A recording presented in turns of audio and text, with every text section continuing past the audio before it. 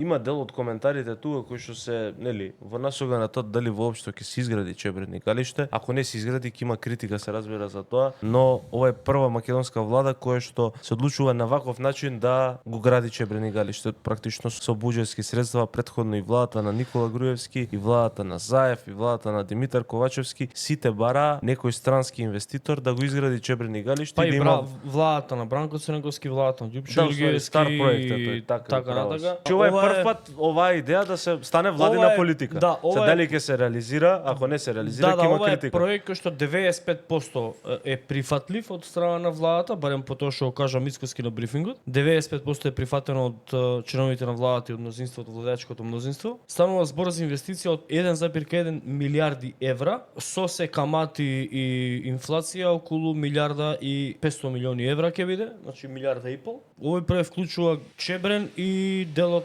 Ташмаруниште, така да ова е огромен инфраструктурен проект, огромен енергетски проект за кој што мислам дека треба сите заеднички, власт, опозиција, медиуми и така натака да бидеме да поддржиме еден ваков проект, бидејќи овој проект ќе значи сериозна инвестиција и сериозно обезбедување на граѓаните.